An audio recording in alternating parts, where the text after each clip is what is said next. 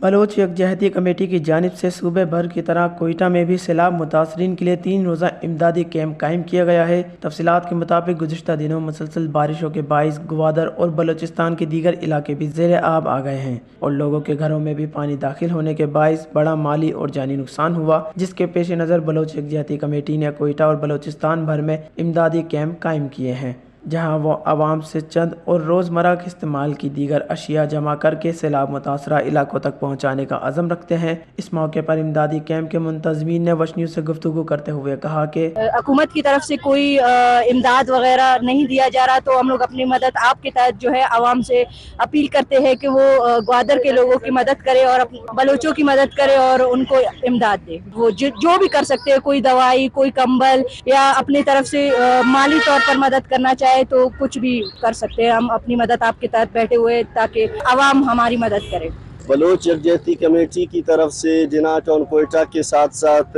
بلوچستان بھر میں گوادر سیلاب متاثرین کے لیے ریلیف کیمپ کا انعقاد کیا گیا ہے۔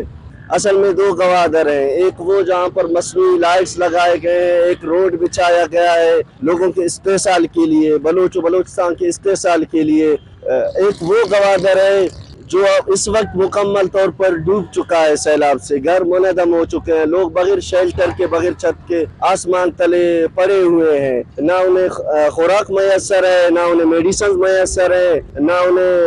کپڑے و کمبل وغیرہ ضرورت کی چیزیں میسر ہیں۔ اس وقت گوادر میں ایمرجنسی نافذ کی گئی ہے لیکن گراؤنڈ پر کوئی بھی کام نہیں ہے، تو میں انسانیت دوست لوگوں سے یہ اپیل کرتا ہوں کہ